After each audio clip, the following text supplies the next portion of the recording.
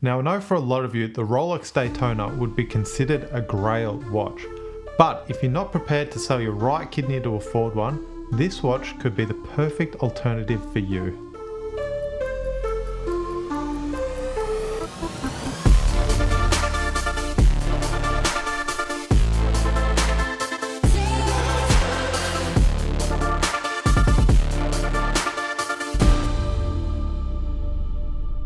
Okay, so the first thing we need to do to get started with this build is fit a crown stem to our movement. Now, unlike your NH35s, the VK63 doesn't come with a dummy crown stem fitted. It does, however, come with a crown stem, so what you need to do is remove the crown from the case that you're using and screw that into your crown stem. Now in my case, I'm reusing a case from an old build, so it already has the crown stem fitted to the crown and cut to length. Once you've got your crown stem fitted, you can go ahead and fit the battery to the movement. And now we're ready to attach the dial to this movement, which is quite an easy process on these VK63s, as the dial is specifically made for this movement, so there's no cutting of dial feet required. And those two dial feet on the back of your dial simply press into the plastic ring on the movement.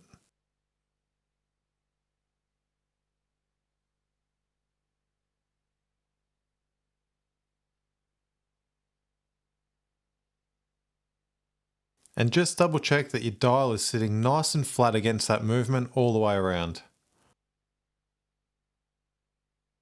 And I like to try and keep everything as clean as possible as I'm going, so I'm just going to grab my Rotico here and just clean any little bits of dust off the dial that I see.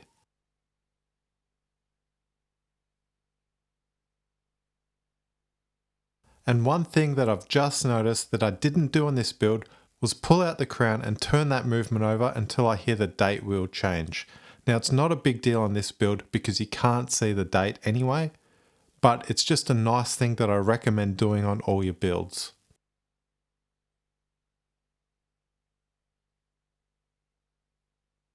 So now I'll move on to fitting our handset, starting off with the hour hand. So to do this, I find the best way is to place the hand into the end of my Rotico to hold the hand and fine tune its placement, as it doesn't leave any scratches or marks on the hand.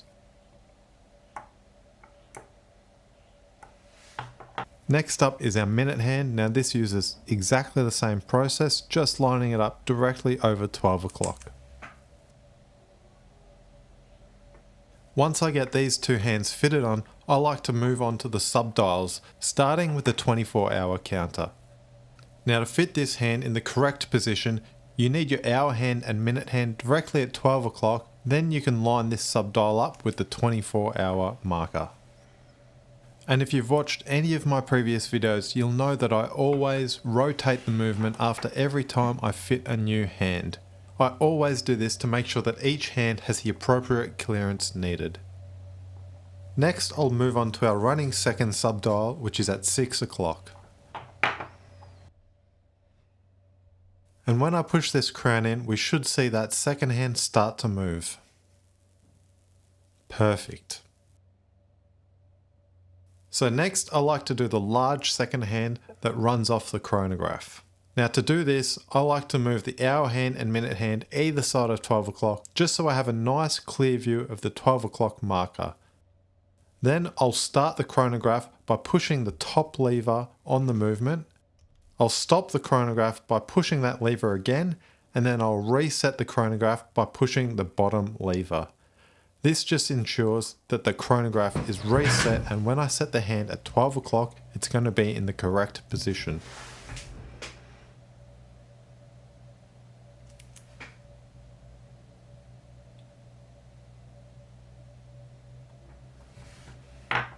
And lastly, we'll fit the chronograph hour counter. Now this needs to be lined up at the 12 o'clock position on that sub-dial when the chronograph is in the reset position.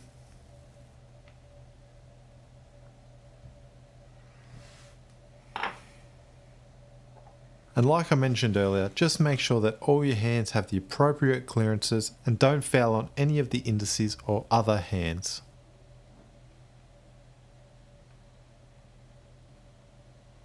Once everything looks all good, we can move on to the next step, which is going to be removing this crown stem and fitting our movement into the case. Now, to remove the crown stem, there's a small lever on the back side of the movement which needs to be pressed in order to release the crown stem. I'll put a picture up now that shows the lever that needs to be pushed in. And it can be very tricky to hold this movement and depress that lever while pulling the crown stem out. I'd love to hear the way you guys do this because it almost feels like you need 3 hands.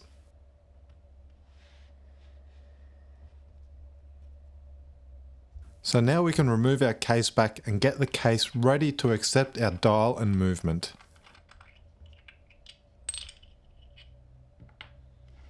And once we get that case back off, just remember to remove that case back gasket just so we don't lose it.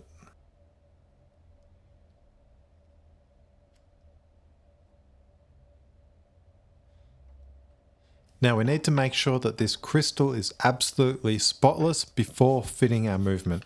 Now to do that, I've found that the best way is by using an air blower and a lens pen. The air blower helps just remove any large particles of dust or hair, and then you can use your lens pen to remove any smudges.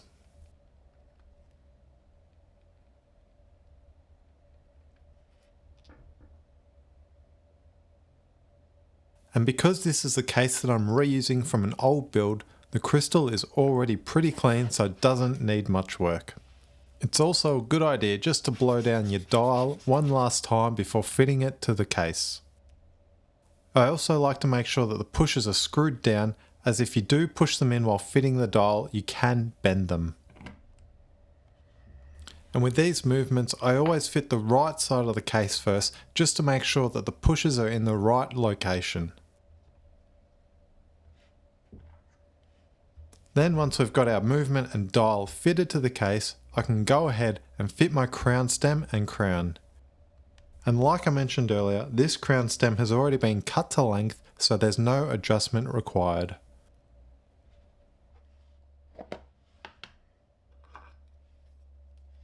Then we'll grab our case back gasket, which we put aside earlier, and pop it in some silicone lubricant, which will help to maintain the water resistance rating of the watch.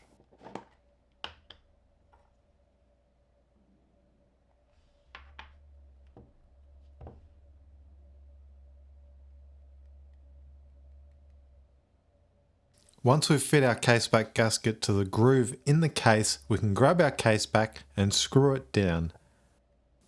Just make sure that that gasket is located nicely within that groove, just so you don't pinch that gasket while you're screwing down the case back.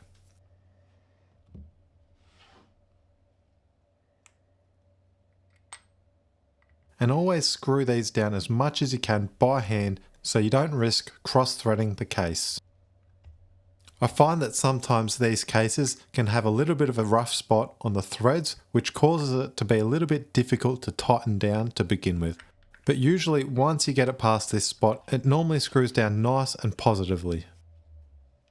Then we'll grab our case back tool to lock it down, which in this case is the 29.5mm number 5 die. And if you're curious about the tools that I'm using or any of the parts that I'm using, I'll have everything linked in the description below. And now time for the final step, which is fitting this bracelet. Now this is an oyster style bracelet with polished middle links. Now this one has my logo etched into the buckle, which I'm using as a prototype at this stage. Now fitting the bracelet is usually a fairly simple task. All you need to do is pop that spring bar through the middle of your bracelet and locate it into each hole into the case. To do this, I just use my small screwdriver.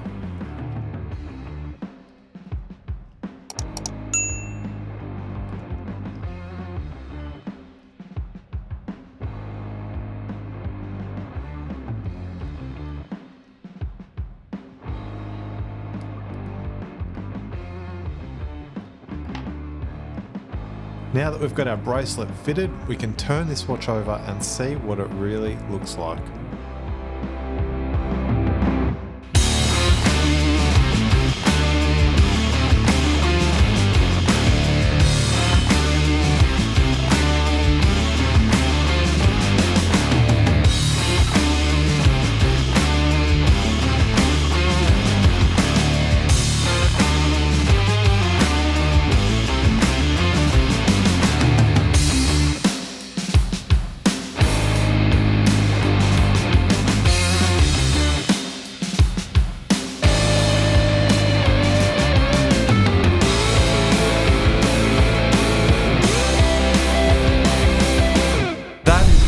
for today's video, legends.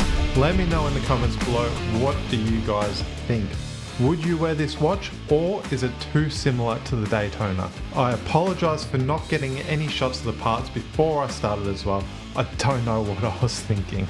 If you've liked this video, hit that like button, subscribe if you haven't, and until next time, see you later.